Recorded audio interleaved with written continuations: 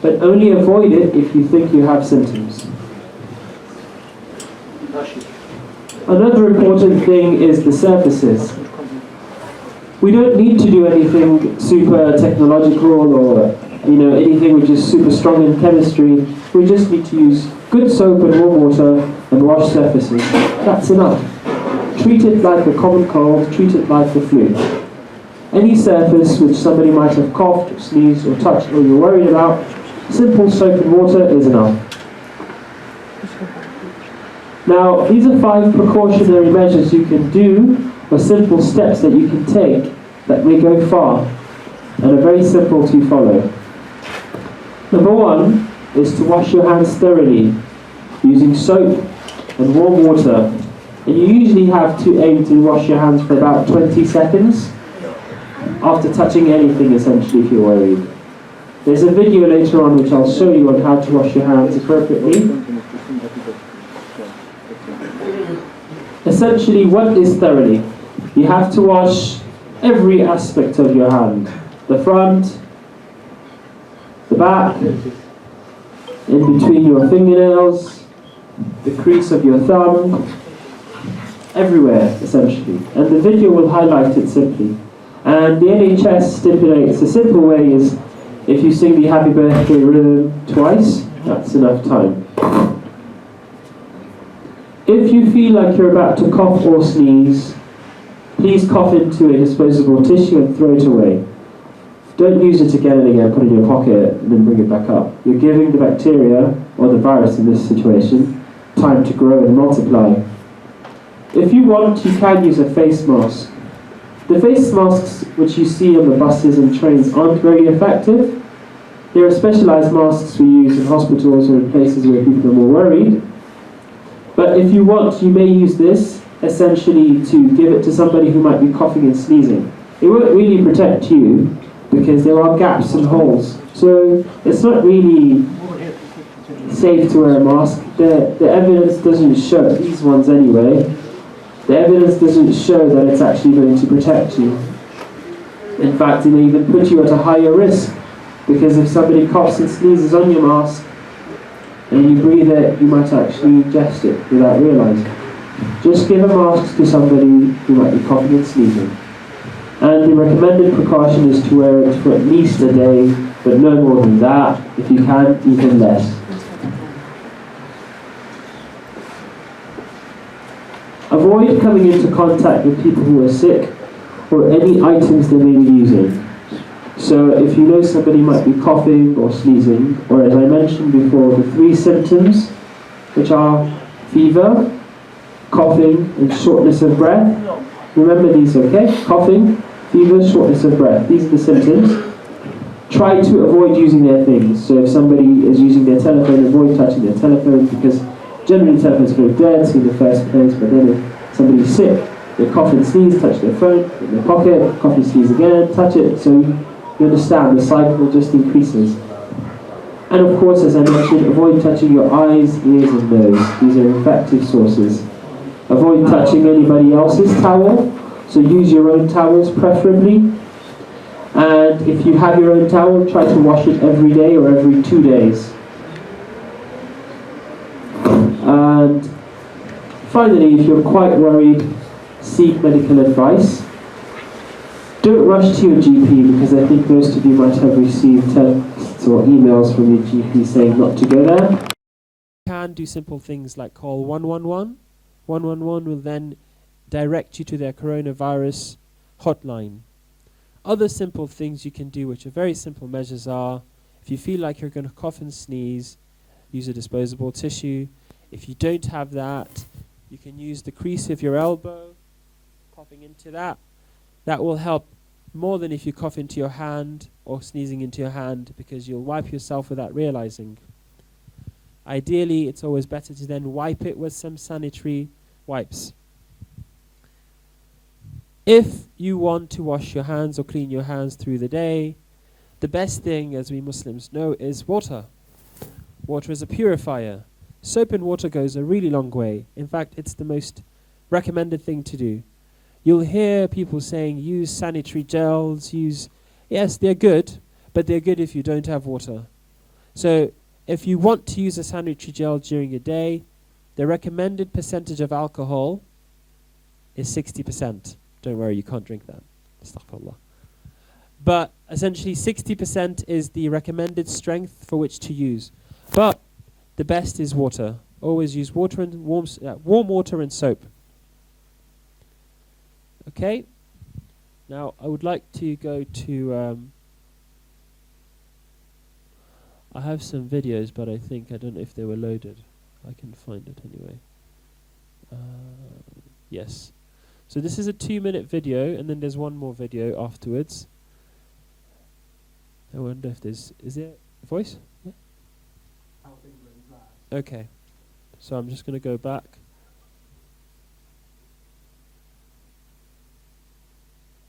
And it's got information on who is at risk as well.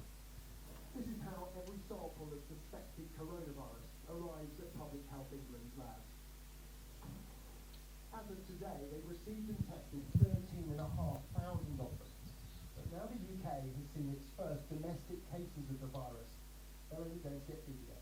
We're tracing everybody we can in relation to cases that we see on a day-to-day basis. It's still very important that we do that to try and reduce the risk of spread of infection as far as possible. Here at Public Health England, they're getting very good at answering perhaps the most important question about coronavirus, which is, has somebody got it or not? But in order to bring this rapidly evolving outbreak under control, there are so many more questions we need answers to. What we do know is that coronavirus attacks and kills 2 specific types of cells in our lungs, called the Ciliated cells. Both are vital to keep the lungs healthy. Losing them can lead to potentially lethal pneumonia. In some cases, the virus causes the immune system to go into overdrive, attacking the lungs themselves. The virus can also attack the kidneys and in some cases affect blood vessels and our circulation. We do know that what's called supportive therapy is important. Supportive therapy basically is keeping people alive until they develop their own immunity and recover from the virus.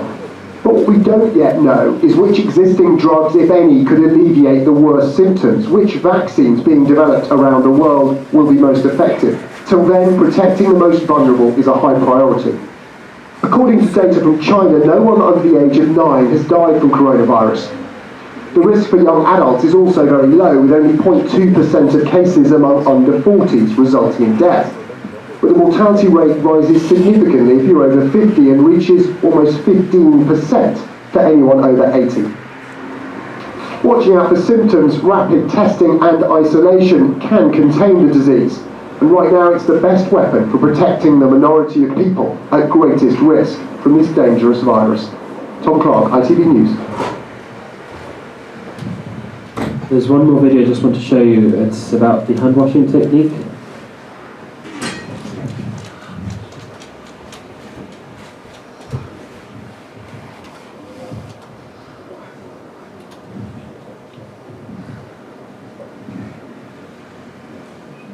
I guess I won't play the music because people are praying, so I'll just leave that.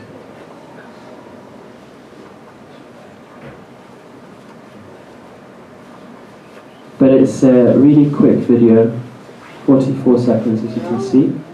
Usually, with people who want to test their washing of hands, we have a UV light, and the UV light can then see how effective your hands have been cleaned. Most of us, when we wash our hands, forget our thumbs. And our thumbs are quite useful in our telephone. So remember, always aim to wash your thumbs very well, and the back of your fingers. They are usually forgotten places, and these areas may lead to, essentially contaminant zones. Charlie, found that useful. If you have any questions, take a few minutes for questions before showing you with his permission. Yes.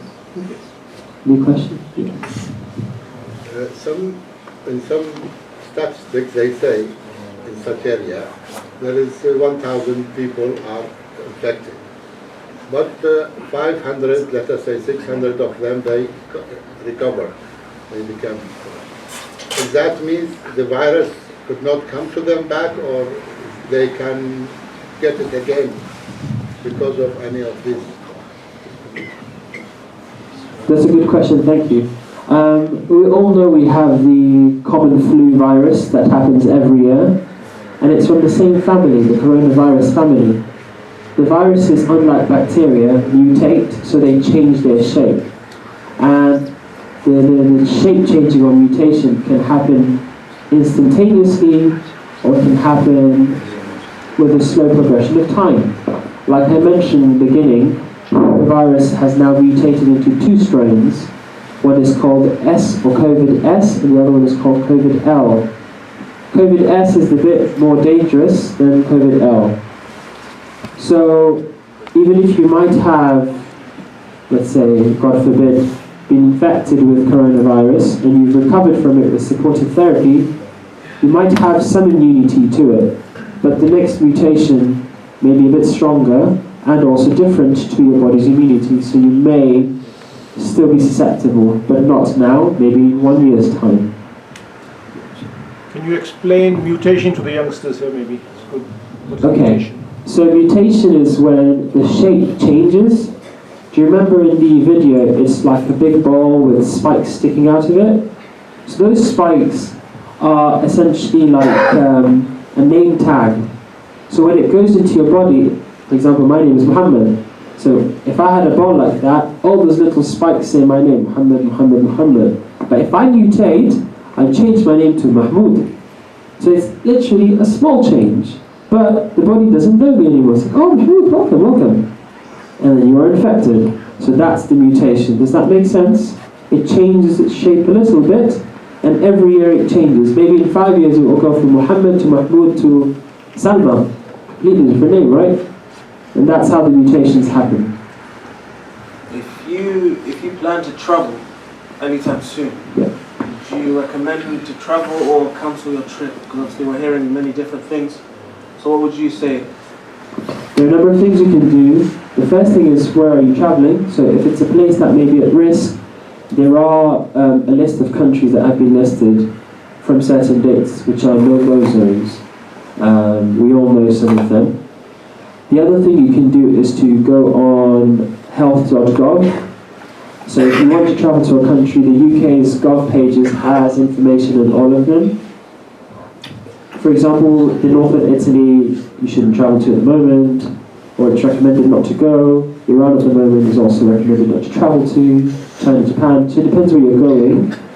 No one can really stop you. Maybe the flight might be cancelled, but again, it's all about keeping hand sanitary, hygiene is what's important.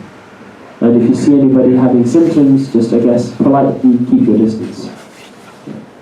One more, please. Yes. We heard about before, there is SARS and Ebola, and I don't know, many other names also of Yes. viruses. Yes. Where is those now? I mean, is it controlled 100%, or still it is there and they could come anytime to hit the world? And is any possibility that someday will come that this corona will disappear totally? Not really, is the simple answer. So SARS and MERS are all from the same family of coronavirus. Originally, coronavirus is a virus that is found only in animals. And I think Sheikh Ayub 2 weeks ago beautifully said it. We Muslims, we don't eat some of the haram meat. And a lot of the meat which came into contact was from certain animals. So in 2003, SARS was from a certain rodent called a civet. It's like a small rodent. In 2012, MERS actually came from camels, which was found in Saudi Arabia. It's potentially under control, but of course if you go to areas which still have it, and if you eat, let's say, camel meat in Saudi Arabia and animals who still are infected, yes, you have a risk. Coronavirus is from, they say, from snakes or reptiles. So of course we don't eat reptiles, so we're not at risk. But the mutation itself, with time, may either become weaker or stronger. It may not go away completely, but we will control it and we will develop some form of vaccination for our body to have an immunity. So With time, we'll be able to control it, but it won't go away.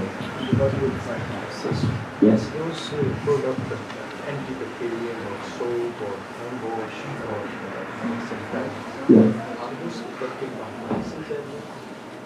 This is a virus. So, I mean, those are antibacterial. yes, it's just the viruses can't survive outside the body for too long. So usually it's between 6 hours to about 48 hours, but simple techniques of washing your hands with soap are enough. You don't even need to go too far to antibacterial or hand sanitizers. Soap and water is enough. Yes. They cover, it's just antibacterial, but essentially covers a whole range of microorganisms. Yeah. So what about does this virus live under certain temperature, or does it die after 27, 28 Celsius, something like that? So this is a virus that's found in reptiles, so it's in more cold-blooded animals in more cold-blooded regions, so colder regions. So the UK is a good region for it because it's quite cold. But as long as we keep safe and, let's say, as I keep saying, warm water and soap are enough to kill it. But when we have summer here, for example, like if temperature goes beyond 30 or 40 Celsius, I think it's impossible in this country. No, in general. But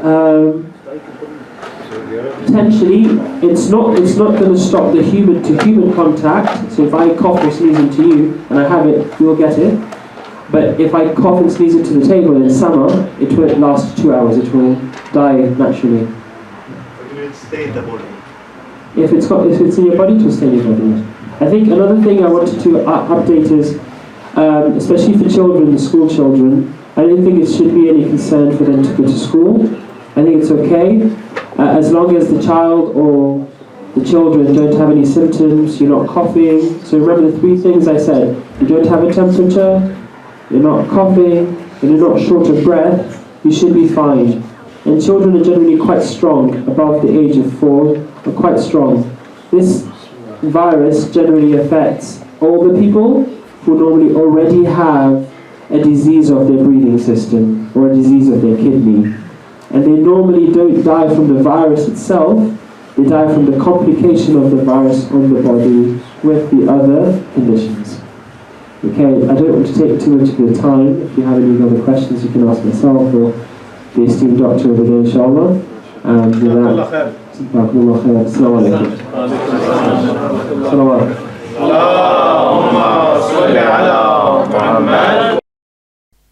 Thank you very much, Muhammad. May Allah bless you. Inshallah, now we are going to welcome Sheikh Ayub, our Maulana, for the lecture of today. By all brothers, you are requested to turn around, inshallah, and face that way, inshallah. The Sheikh will be on the other side, inshallah. Jazakallah khair. Shukran. Salli ala Muhammad wa ali.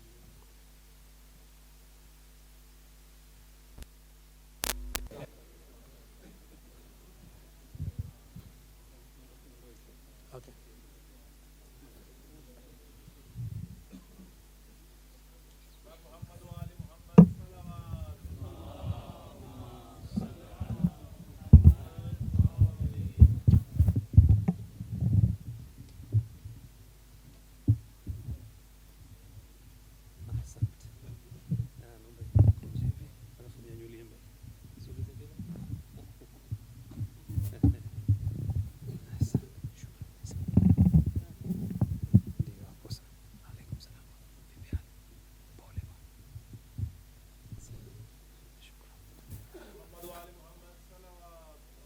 Allahumma salli ala Muhammad. Shukran. Can we recite Surah Al-Mubarakatul Fatiha for all our marhumin and marhumin of all mu'minin and mu'minat? But before that, Salat ala Muhammad wa ali Muhammad. Allahumma salli ala Muhammad wa ali. Bismillah.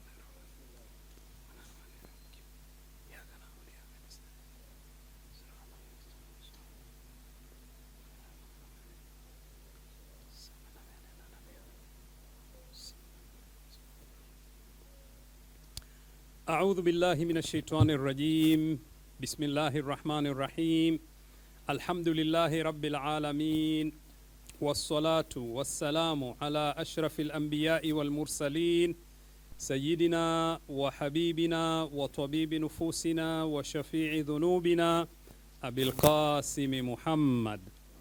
اللهم صل على محمد وعلى محمد.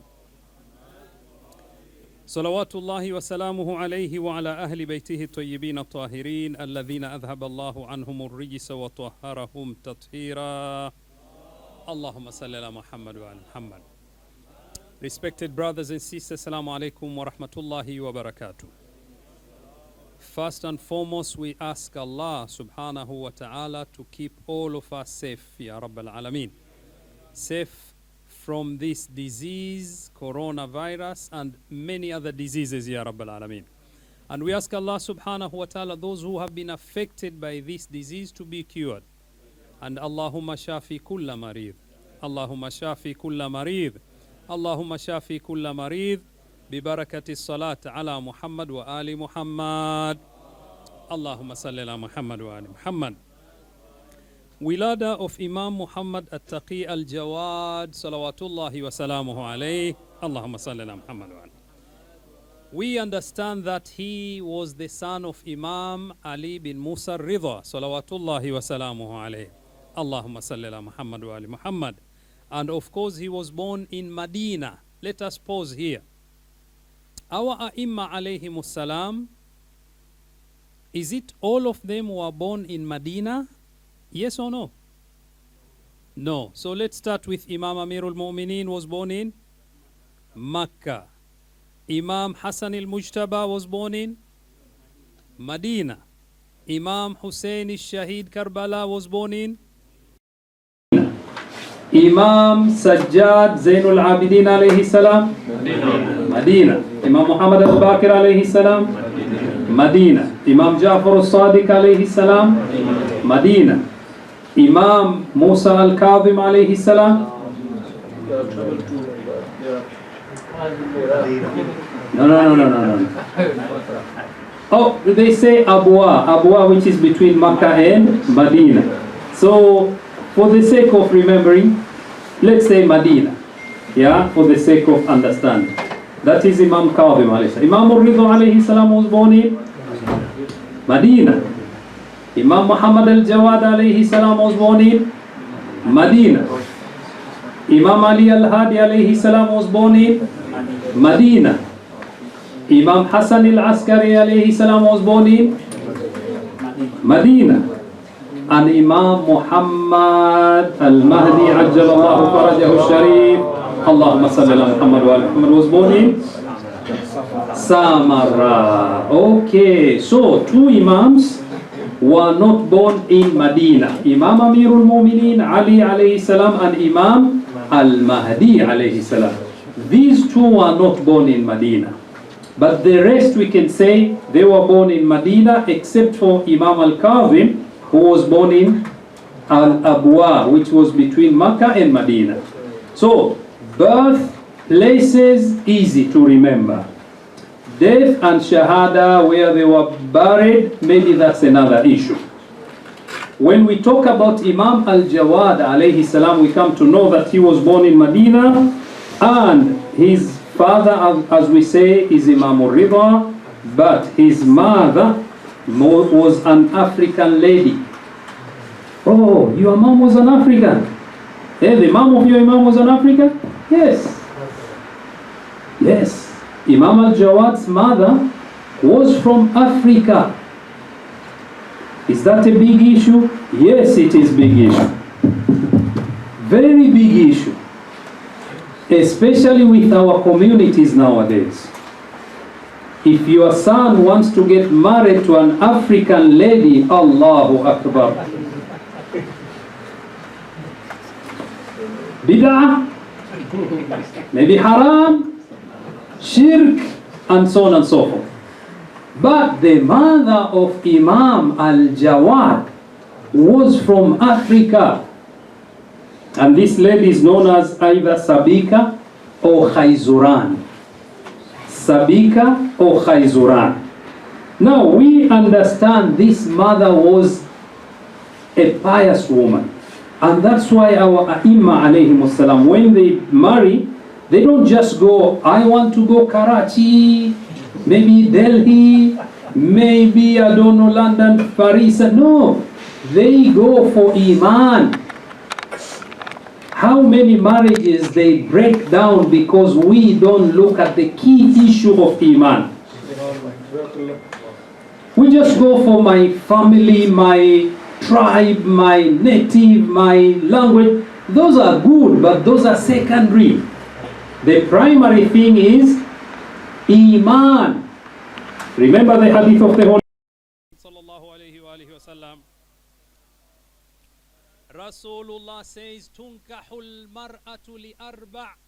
When you marry a woman, you need to look at because people look at these 4 things and maybe check. Those who are married today, look, why did you marry? You will find one of these 4 things. Number 1, li maliha. Because a woman is rich, you marry a rich woman, which is good. I drive my old Mercedes Benz. I want to drive Lamborghini, Ferrari, Maserati. I don't know, what are the other names? Did I mention all? Help me again, please. So Lamborghini and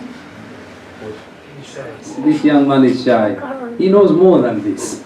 Yeah, Porsche maybe. Yeah, thank you very much. Caravan maybe when we are about 60, 70, which is good. Yeah.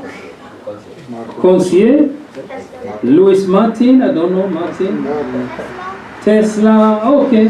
So, Sallallahu Muhammad wa ali Muhammad. Allahumma salli ala Muhammad. Tunkahul mar'a li arba. You marry a woman because of 4 things. Number 1, Rasulullah says limaliha. Because a woman is a rich woman, you marry her because you want to be rich. It's good. Number 2, li jamaliha. Because of beauty. Yeah, I saw this beautiful woman, I want her to be my wife because she's so beautiful. Yeah, go for that. No problem. Number 3, li hasabiha. Hasab, family. She comes from noble family. Her father is a well-known person. Maybe alim, maybe scholar, maybe, and maybe. Politician, maybe, and so on and so forth. Why hasab? The last thing the Holy Prophet says, li diniha.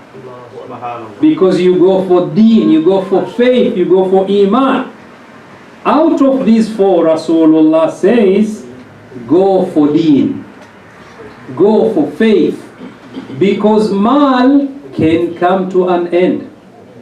Jamal, after she becomes certain age, you look at this woman and say, why did I marry? No, alhamdulillah, whoever you married, alhamdulillah, is good. Number 3, hasab. No, you're not going to stay with her dad or uncle or whoever. You're going to live with this woman. Number 4 is most important. The Holy Prophet says, taribat yada. Anyone who goes for deen, he will be blessed. Deen will remain. You need someone to remind you, hey, Salatul Fajr is now, wake up. But if you go to someone who doesn't pray, you will all be sleeping. I don't know, beauty or whatever. Yeah? You don't go for any iman, and your children will be worse. So go for iman. Go for iman because that will stay. Our A'imma alayhimu salam were looking at this iman. They didn't pay attention whether this woman comes from Iran, comes from Africa, comes from, I don't know, Spain. No, deen is important. I don't say go reverse. You can't do reverse now. You have married, your marriage is gone. So you stay with your wife stays with you, but work on that marriage. Make sure the faculty of deen comes to play a good role in your life. Make sure your children will follow the religion properly. Make sure we need the followers and the soldiers of Imams of our time, Sahibul Asr wa Zaman, Ajjalallahu Farajah. Allahumma salli ala Muhammad wa ala Muhammad. So the lady Sabika or Khayzuran, the mother of Imam al-Jawad, was from Africa. We know that Imam al-Jawad was that young Imam. At the age of 9, Allah subhanahu wa ta'ala granted her wisdom. She could debate, he could debate. Imam could debate the scholars. Imam could debate the leaders of other faith. 9 years of age, we call him today genius. He was a genius. He could debate with Muslims of all madhabs. He could debate with Christians of all madhabs. He could debate the Jews of the time. He could debate the atheists also. He was gifted with that knowledge. When we look at the life of Imam, he was brought from Medina until where? Iraq. And it was there, the debates which continued at the palace of Ma'mun, and many people came to learn a lot of things. Today, because we want to mention another Imam, we mention only few lessons we learned from Imam al-Jawad, salawatullahi wa salamu alayhi. Lesson number 1, Imam alayhi salam says, Thalathun man kunna fihi lam yandam. Thalathun, 3 things. Man kunna fihi, anyone who has these 3 things, lam yandam, he will never regret. What are the 3 things? Number 1, tarkul ajala. Tarku al-ajala. Don't haste. Don't be haste. Leave hasteness aside. He says in your life, don't make judgments in a haste situation, times, because if you do that, you will be regretting later on. Don't rush. Take your time. And how many, wallahi, we have made mistakes. Now when we look back, we say, why did I rush in my decisions? And that's why the Holy Prophet Muhammad sallallahu alayhi wa sallam, he gives us advices, and he says, when you want to make decisions, if you are in hurry, sit down, pay attention, think about what you want to make as a decision, and then make a decision. Don't make decision in a haste situations. And most of the time we do make that mistake. Someone is calling you, especially we as Maulana. Assalamu alaikum Maulana, I have an issue. Okay, I want quick answer now. It doesn't go like that. I know one Maulana who passed away, whenever he was asked a question, especially to do with matrimonial issues, over the phone, he used to say, no, you need to come and see me. Why? Because he didn't want to rush. So Imam alayhi salam says, 3 things, if you have them, you will never be regretting. Number 1, tarkul ajala. When you leave making decision in a rush way, you will never regret. Number 2, wal mashwara. Mashwara. What can we call mashwara? Seeking advice. Yeah, you ask people for advice. Like now, we were asking Dr. Muhammad, mashallah, may Allah reward him abundantly, him and his family, inshallah, because he's a product of this community. So now we, alhamdulillah, we have a doctor, we can say, young doctor from the community comes, he gives us services, because why? He is paying attention to this community. Al-mashwara, we ask him, can we do this or that? Imam alayhi salam says, if you have time in your life, you do mashwara, you ask people for advice, you will never regret. Ma khaba man istashara. Anyone who asks for mashwara will never regret. Listen, you ask people. The decision is yours. Whether you want to take it or you don't want, it's up to you. But don't keep quiet. Ask for mashwara. You know, when we all watch babies, we used to ask for mashwara. You go home, you see a sweet, for example, biscuit, whatever. You want to eat it, but you ask your mom, Mom, can I have this? That was seeking for mashwara. Dad, can I have this? What's wrong with us when we grow bigger, then we don't ask for mashwara? Imam alayhi salam says, if you ask for mashwara, advice, you will not be regretting. Number 3, وَالتَّوَكُّلُ عَلَى اللَّهِ. Tawakkul ala Allah. If you depend and you trust In Allah subhanahu wa ta'ala, you will never regret. Whatever happens in your life, you depend on Allah subhanahu wa ta'ala. These lessons are very important. Today, when we go to these, what they call leaders, development skills, leadership skills, they teach us this. And sometimes they find one good writer from one nice book, and we say, wow, wow, wow, wow. We forget that our A'imma alayhimu salam have given us these lessons which are very important. Another lesson we learn from Imam Muhammad al-Jawad salawatullahi wa salamu alayhi. Imam alayhi salam says, Al-alimu bil-dhulm wal-mu'inu alayhi wal-radi bihi shuraka. Al-amilu bil-dhulmi, anyone who practices injustice. You do injustice to someone.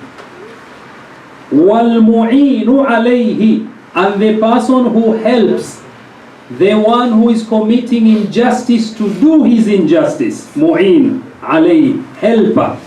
Wal-radi bihi, and the other one who accepts injustice to continue. Shuraka. They are all together. They are all partners. In this partnership, there are three people. The one who practices injustice, the one who helps him to practice his justice, and the third one, the one who accepts the injustice to be committed. They are all shuraka. Brothers and sisters, we need to be very careful.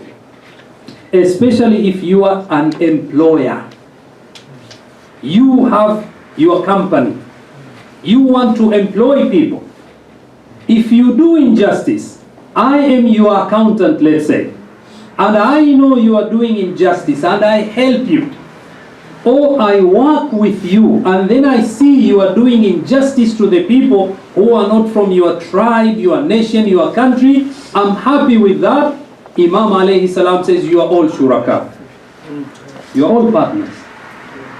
So this is a very important lesson of akhlaq which we need to make sure we learn it properly. Another lesson from Imam alayhi salam, lesson number 3, he says, La takun waliya Allahi fil alaniya wa aduwan lahu fis sirr. La takun, do not be, don't be waliya Allah, a friend of Allah, fil alaniya, in public, wa aduwan lahu, and you become his enemy, fis sirri, in private. How many times we do this? We are awliyaullah, we are pious people, we are muttaqi in front of everyone. But when I'm alone, I'm shaitan. I'm the enemy of Allah subhanahu wa ta'ala. Imam says, don't have these two faces. Be a strong person. When people see you in public, they should see you like that in private. This will make you grow bigger and healthier, because you will not have this double life. Last lesson we learn from Imam al-Jawad salawatullahi wa salamu alayhi. Allahumma salli ala Muhammad. And another salawat. Allahumma salli ala Muhammad. Imam alayhi salam says, Ma akthar al-ibar wa aqall al-i'tibar. Very short saying, but very beautiful. Ma aqall al-ibar. Ma akthar al-ibar. How many ibar, lessons, things which make us to learn, we see them in front of us. How many of these things which can make us to learn, they are outside there? How many are there? Wa aqall al-i'tibar. But we think very little. We don't pay attention. We pay attention in a very, how can we say, minute maybe approach, in an approach where we don't pay much attention. We see things to learn, but we don't take them as lessons. You see every time when these cars which carry the dead bodies, what do you call them? Hearse, yeah? You see them. How many are they? But how many times you think that a day will come, I will be the one who will be carried in one of them? This is Imam alayhi salam. He wants us to pay attention. And it is here we need to remember when we celebrate his wilada, we say, Allahumma rzuqna ziyaratahu fi dunya wa shafa'atahu fil akhirah. Ya Allah, we ask you sincerely to make us be able to go for the ziyarah of Imam Jawad alayhi salam time and again, and allow us to have his shafa'ah insha'Allah ta'ala. And through Imam alayhi salam we ask him to keep us safe from all the diseases, including this coronavirus bihaqqi Muhammad wa ali Muhammad. Allahumma salli ala Muhammad. Final question to the public. Where is Imam Al-Jawad? Where is he buried? Imam Al-Jawad. Buried where? Which country, number one? Iraq. Yeah. And in Iraq where? Kadhimain. MashaAllah. Salawat ala Muhammad wa ali Muhammad. Allahumma salli ala Muhammad. So today we are talking about the second Imam, who is Imam Musa Al-Kadhim, salawatullahi wa salamu alayhi. Allahumma salli ala Muhammad. And Imam Musa Al-Kadhim also is buried in Al-Kadhimain. So him and Imam Al-Jawad are buried at the same place, Kadhimiyya. Beautiful place. When you go there, we know that Imam Al-Kadhim is known as Babul Hawaij, the door of all the Hawaij, the needs, requests, supplications, and so on and so forth. Imam Al-Kadhim, as we understand, can you imagine, he was the son of Imam Ja'far al-Sadiq, salawatullahi wa salamu Allahumma salli ala Muhammad. So he was born in Abwa, as we mentioned, and the mother of Imam Al-Kadhim was known as Hamida, and she was known as Lu'lu'a. Lu'lu'a, the pearl. And she, according to some historians, they say she was from Andalusia. Andalusia is where? Spain. Oh, Imam alayhi salam married from Spain? Yes. Other narration says no, she was from Rome. Whether that Rome is the Eastern Rome, or what do we call it? Eastern Rome or West, that's another issue. But she was not from Mecca, she was not from Medina, she was not an Arab. She was married because of her faith. When we look at Imam Al-Kadhim alayhi salam, there is narration which says, Kana halifa sajdati tawila. Imam was the one who used to prolong his sujood. وَالدُّمُوعِ الْغَزِيرَةِ. He used to shed a lot of tears. وَكَانَ يَقْضِي أَكْثَرَ أَوْقَاتِهِ فِي السُّجُودِ وَالْعِبَادَةِ. Most of his times, he spent his time in sujood and general acts of worship. وَالصَّلَاةِ. And he used to pray a lot. عندما كان في السجن, when he was most of the time in prison. وكان عندما يراه الرأي كالثوب المطروح على الأرض لطول سجوده. The guard of the prison, whenever he used to see him, he used to think that it's a piece of clothing which has been put on the earth, nobody is there. This is how much he used to do his sujood.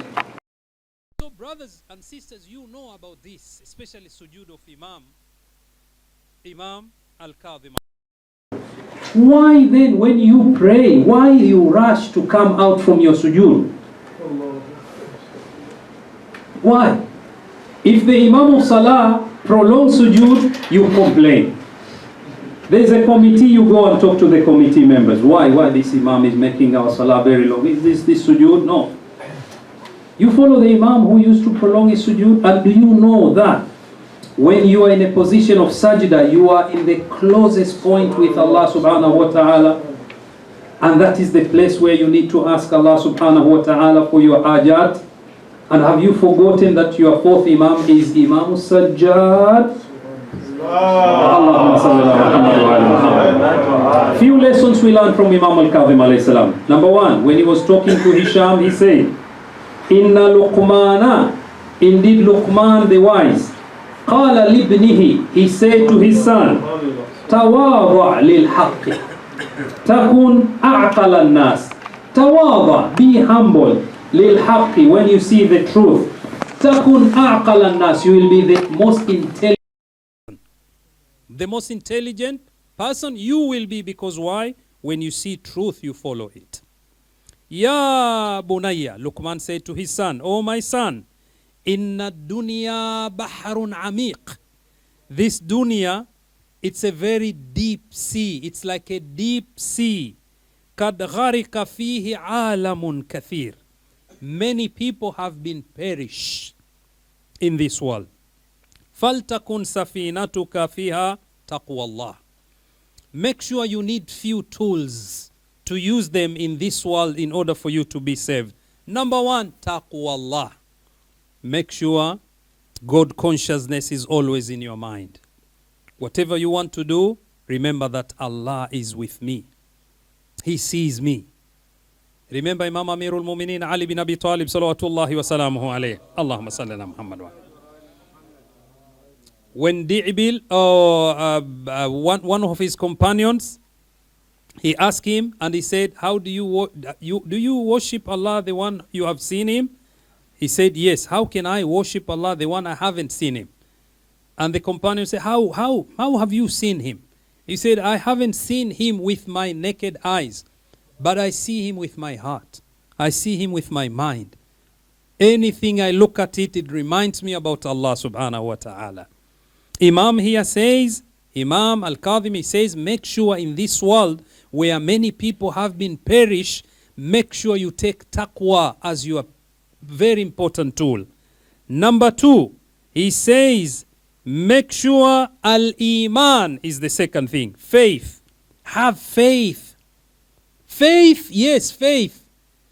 Why now? Now the whole world is affected by coronavirus. We see people are going back to their mosques, churches, synagogues, and whatever and whatever. Why now? Because everyone is in need of faith. We may die, and so on and so forth. Imam says before this, make sure you take your iman as another tool.